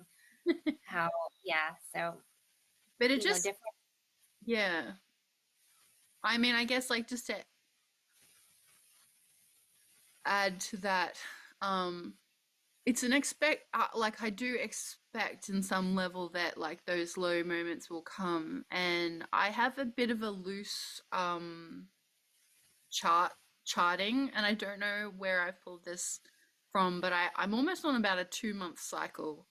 So I don't know how other people feel with an emotional wave or not, but I don't think I go down to the low as soon as every month. I feel like I go down to that low moment, and sometimes that low moment is just one day, and sometimes it's 3 days. Um, but it's that knowing that I just kind of see it as a harvesting time, like, or it's the dark, it's the dark moon, it's the what do you call that after the full moon, the void moon or something. It's just like that time of going down and being there. And just saying, like, I know I'm coming back. I know it's going to bounce. It's going to be better than ever. And when I feel up there, it's great. So, um, Yeah. and in terms of like waiting for clarity, like the world can't wait necessarily 2 months for every decision. I get that, and it's a balance. And it's maintaining that state of play and maintaining flow in other areas of the life that I think help with the wave. And I just get a sense of knowing sometimes someone, there will be something that I have to respond to. And I'll just give myself as much grace as I can and allow my body to take me back to, you know, providing a response or providing an answer when it feels ready. And sometimes that only needs a couple of days. I guess it depends on, the situation, but that's as a manifesting generator, I have that sacral and I can let the sacral move me. Um, Mm. so I know it's Yeah. different for you, I guess, without the sacral. Like, how do you feel? Well, so I was just gonna say that like a lot of I feel like a lot of it is it's very abstract and you're gaining clarity over certain things, over so many different things in your life if you're emotional and you might not might not be realizing that I'm waiting for an invitation on it or anything like that, but it's like okay, well now that I've gained clarity on it and I even though I wasn't aware that this invitation or whatever was coming, I don't need that long because I'm already pretty clear on it and then um I would just have to, just feel out the vibes, make sure the energy is there. And yeah, Mm, as long as the energy is there, mm. Well, I guess like it's like, I wonder as a non-sacral, when you're working with other people or collaborating or moving towards something, like and even online, I'm curious, like, do you feel the energy of the sacral of the person you're kind of working with, even in an online space? Do you feel some of that energy? yeah, yeah. I definitely think so. I mean, I know Ross said that auras were only like 6 feet or 8 feet or something, but like he took out his rods and everything and like did a demonstration. But I mean, energy communicates throughout space and time. I wonder if it has to do with uh, also how the person with the sacral has maybe cultivated their communication between the realms. Like, I don't know. I'm just totally speculating, but Yeah. you know, Another thing is I could feel it more so if it's a person that I've met in aura and I felt their aura before. I mm, could feel their sacral like over the phone because I felt them in person before. I don't know if that, mm, but I could still like, yeah, it might be like a different way of feeling the frequency mm. over the internet, but it's still there. It's Yeah. just not as No, it's yeah. interesting, and I'm curious to it because I guess I kind of think that we can, but like I feel like I can sense your will. Um, I was just gonna I, ask that. like but I have a lot of people come into my life with that defined will, um, and it's really interesting. I mean, I don't know whether that I feel it or I see it or I sense it, like or something is going on. But when I hear you or I see you speak or talk, like I'm like, uh-huh, like I feel that will, and I'm like. I guess my material girl comes online and I'm like, hey, with that material energy.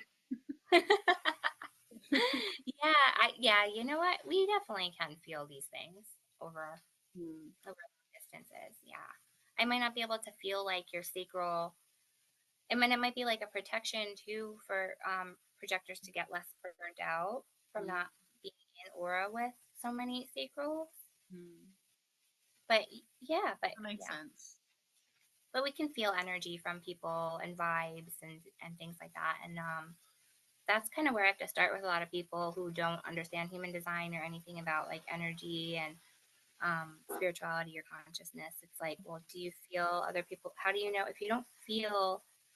If you're saying this is woo woo, how do Hmm. you know you love your wife? Like, how do That's a you? good example. Yeah, like how do you know that you want to leave your job? Like how do you, because you have feelings, like these are all vibes. Like how do you know that your kid's friend is Yeah. not best friend for your kid? Like you, it's vibes, it's feelings, it's energy, and Oh my God, we so all much. relate Yeah. to it, all We're of us. under this, yeah, kind of myth or falseness that our mind is making all these calculations, like we're calculating everything logically. And I'm like, that's so insane. You can't even, like, yeah, you can't do that. We're idiots. Well, let's have a look at maybe we'll kind of round this one up. We're gonna have lots of talks in the future. But maybe I liked you had a question for me, so maybe we could just both sort of answer this one. There's what are some things that make you unique that can help that you can help people with, and yeah, where do you hope to take this? So maybe Great you question. want to go first. Yeah, it is a great question. So what are some of the things that make you unique that you can help people with? Um, so all right. So my uniqueness comes from what I know and what I've experienced. So I've experienced, like I had mentioned before, I've gone through the struggles of addiction, mental health, psychosis, and um, I've triumphed over that, and I've started to help other people um, get through that. And like the whole time, it's like I'm living my design, the 3740. I'm giving support, um, and then the 1/8, the inspiration. I do get into these really creative writing states at times, and I definitely I find more than myself, but my story and my like resiliency and dedication and openness kind of inspires people. But what I can help people with is it's on such a broad spectrum of things, but in a very kind of niche way, I guess.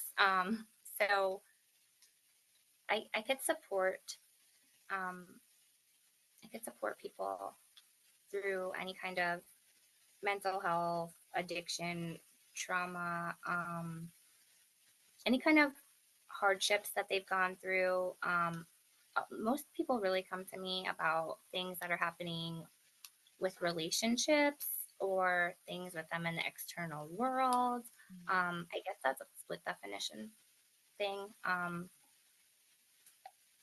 Really being able to help with relationships, like you were talking about before, like mediation, keeping harmony, and things like that. Definitely, I have always been the one to be able to deliver the perspectives of both sides of the party and kind of mediate people, like so um, couples or friends or any kind of Mm, people who, as long as they have an open enough mind um, to actually listen and see what the other person is going through. And yeah, so I would say the mediation, and then also the human design is really where I'm going to be putting my energy. I want to be able to support and coach, mentor, guide people through all these nuances and subtleties that are in the human design system, because there's a lot. Whether it's the business, selling through the openness and mm, um, that aspect. I feel like I'm not, because I am not at the, this is also like a limiting belief, because you always have to start somewhere. It's like, just because I don't have my business all set up and ready doesn't mean that I can't guide somebody in the right direction to how they can start to no, do that for themselves. And so yeah, so I definitely can give guidance on that kind of stuff. Anything about um, anything that that has to do with human design, I can probably we could probably have a session or something and figure it out. Like I think projectors just I also have my Mercury is the 13.2. It's the Fellowship of Man, Gate of the Listener. So Mm. very good with listening. I And think I read that the 13 is like the most shamanic gate. the most shamanic, Mm. Yeah, really yeah, and interesting. there's like the like the healing that is in the listening when somebody shares their story with them and sort Mm, of like speaks it to somebody, and then that kind of activation that occurs just through your capacity to hear them and to listen. yeah, it's co-regulation. That's like another, because so in the work that I did, I had a bunch of little certifications in different kind of modalities, like trauma-informed approaches, and um, I wasn't certified in polyvagal theory, but I do know it, and I understand how the nervous system works, and how we have the desire, or we kind of have the need to be recognized and validated for our trauma, like for people who've gone through serious traumas. And um, so being somebody who's been through that and supported people through that, I think it's really um, that's probably what I do best, is help people hold space and listen and help them process Mm. whatever they're going through. Um, yeah, that's that would be my strongest point, I think. And Amazing. then yeah, and then also with human design, I I've taken rave cosmology, and the dream rave. I've taken part of. I'm about to take the rest of it with the health vulnerabilities and the amino acids that Vicky McHale has came out with. Mm. Well, not came out with, but she's kind of been getting downloads, and it's all connected, like it's all Mm. source material, but like downloads on where to look, and she'll find the answer and everything, and So it's that's it's a really really looking at the dream rave and amino acids is huge. yeah, it's really fun. And helping people with their relationships is massive. Just, people can get it in their heads that someone else is like doing something wrong. But when you look at the chart, you realize like that, it's your energy that's causing them to like do this thing. And then once you start to look at it like that, it's not about blaming or, or saying that it's anyone's fault or anything. You're literally looking at it from a mechanical standpoint and, um, it doesn't mean there's less love or feeling, sensitivity or emotion just because you're looking at the mechanics. It's like you can acknowledge that, all that emotionality, all of that feeling, the responses are real. It's really happening. And you can look at, this. I like to put it in like the terms of the symphony. This is like I just did a YouTube video actually yesterday. I posted it on how the body graph is like sheet music. If you can like learn a song because you can hear it, or you can mimic it or copy it, or you can sing your own song and you don't need any sheet music. But if there's like something out of context, then you can, have like say you're listening to something really avant-garde, or some weird jazz music or something, and you're kind of like, why does it sound like a cat is screaming in the alley? And you can have a lot of criticisms and judgment, but if you go look at the sheet music, you're like, this is the way it's written, there's a context to it, there's a reason behind it. It's kind of like the same as the body graph. You just get this like, this is how the song goes.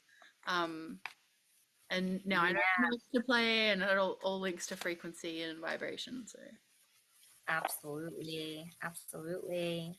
Yeah, and then I think the last thing that I would help people with is like seeing their patterns, their of things that probably happened in childhood or whatever that are playing out now, and blocking out, knocking out the limiting beliefs that they have, and expanding their perspective. And the mindset shift work is, yeah, definitely huge. And then I also can facilitate with emotional freedom technique, and access consciousness bars, but that's only an in-person thing. But yeah, so those are the ways that I can support awesome. people. And what about you? Yeah. All right, I'll add mine in. And then we'll probably wrap this up because I don't know how long. Now I said I was going to be the timekeeper, but It's been a little while, so it's probably been only 2 hours. It's okay. We were gonna try and keep it to an hour, but I'll see what maybe I can edit a bit out. We'll have a look. Or maybe make 2 episodes out of it or Yeah, something. good idea. That's a good idea. Okay, yeah. So I made myself some notes as well, some things that make me unique that I can help with. So I like the thing that I comes to mind first and foremost is my musical history. Being a creative, being a musician, a singer, a songwriter, a filmmaker, a bit of everything. I kind of like had this experience. Um, and that is what like I'm, made a course called Conscious Creative Flow, which is available via my like website. And so I'm starting to do more of that where I'm communicating the sort of that individual artistic expression and how that is linked to health and experience and just the multi-level layered effect that it has when you're able to consciously express, as we talked about that with your throat and like not being able to speak your truth, and it backfires and stops that wave altogether. And so yeah, using my you know the creative history and expression, so working either with musicians or healers. I mean, a lot of creatives or individuals, musicians, are also healers. I mean, I think everybody who thinks they're a healer is a healer, no matter what their Mhm. background is. Um, so I do that. I linked with that, and I guess my experiences with project delivery as well. So if somebody has things that they want to work on and they want to use their human design as a way to like work out, like get into their flow state and get into their own rhythm, and learn how to direct their energy to work on actually getting things done. And so I've got that hanging gate 9 there. So moving from that state of unstuckness into creating the steps to move through something and get it done on time.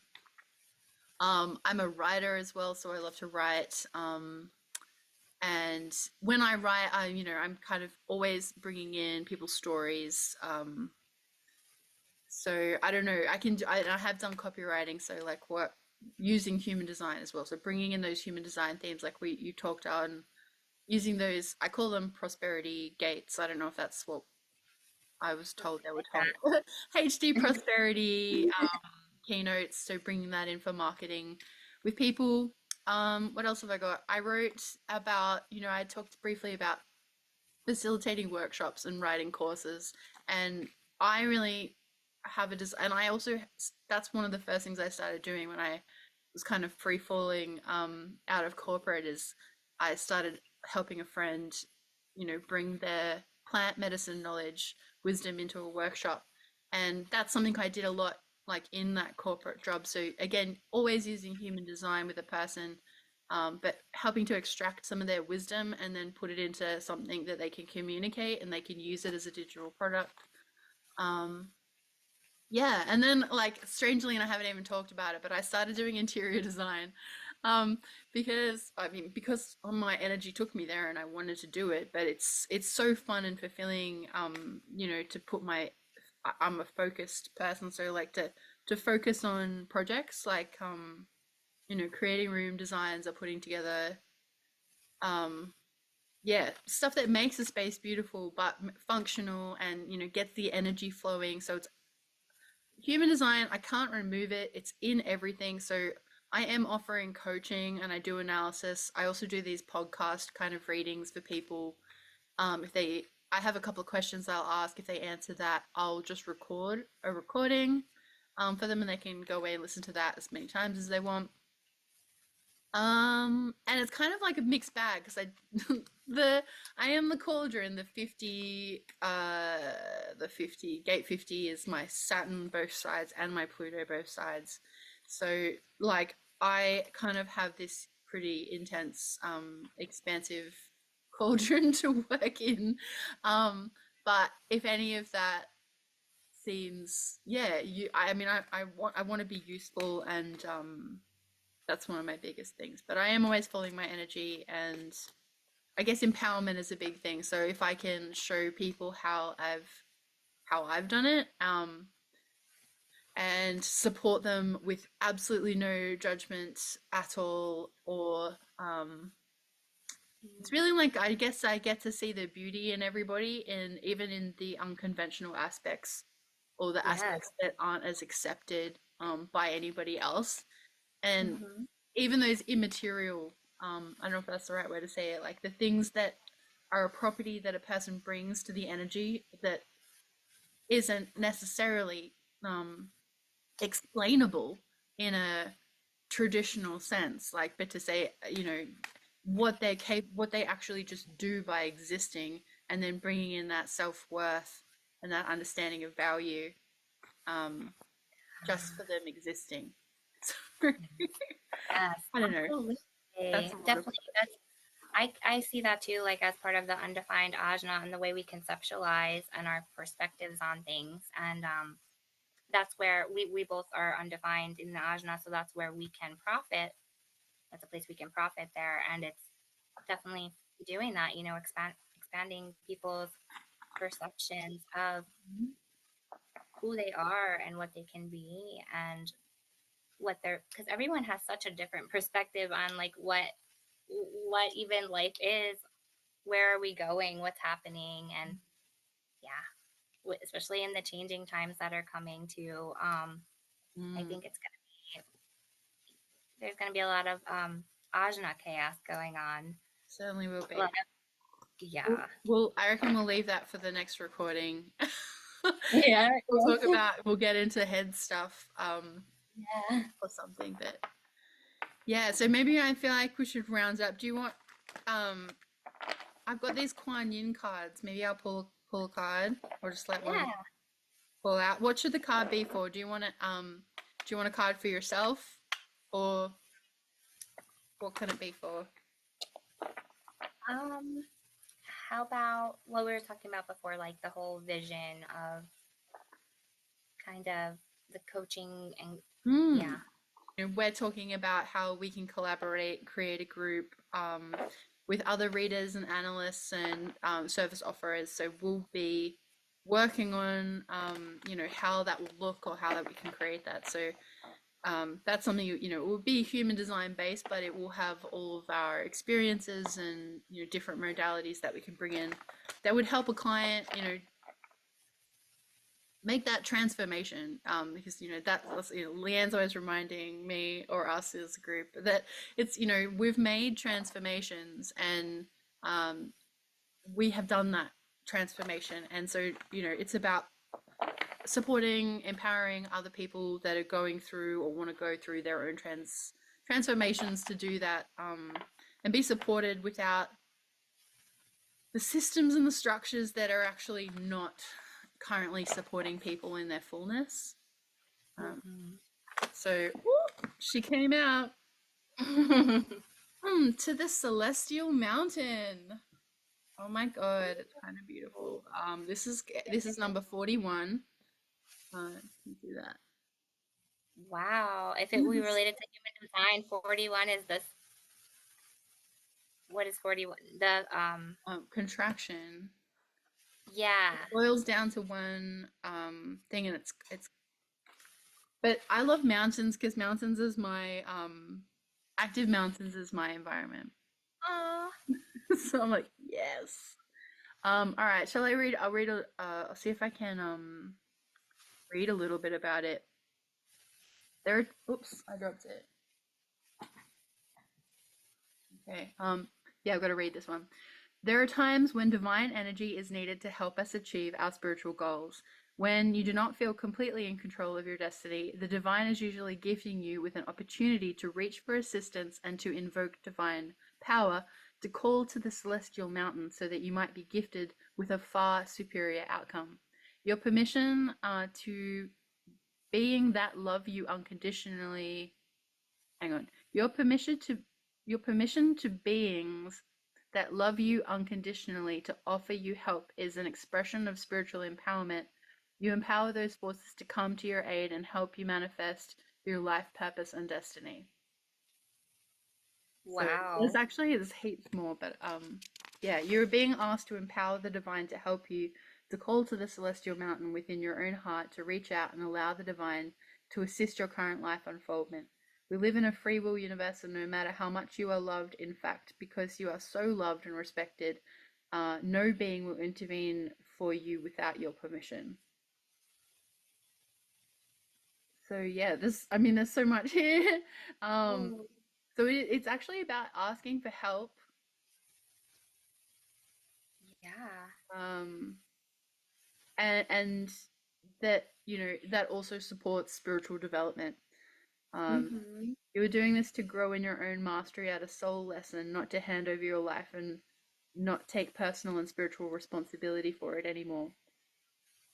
So it's, tapping into asking for, spiritual support and divine support, while we work on our, life purpose and destiny. Oh, that is so beautiful. And I think that ties into a lot what we were talking about, just the act of Mm. following our strategy and authority to leaving the corporate jobs into knowing there was something bigger for us and taking inspired actions on it, whether it's creating a course or, a document or whatever, those little actions all, you know, it's all kind of like a way, and even putting this out there, it's Mhm. kind of a way of calling to us the right people with the right frequency and things like that too. I That's love awesome. that. Yeah, no, exactly. I love that. The universe hears. All right. Is there anything else that you want to do before we wrap up? I think we will talk next time because we can go on. Certainly can. um, I've booked a Pilates class. So I'm going to Pilates. It's in a little while, but it's next. I'm gonna eat some food and um get ready to do that. That's like, yeah.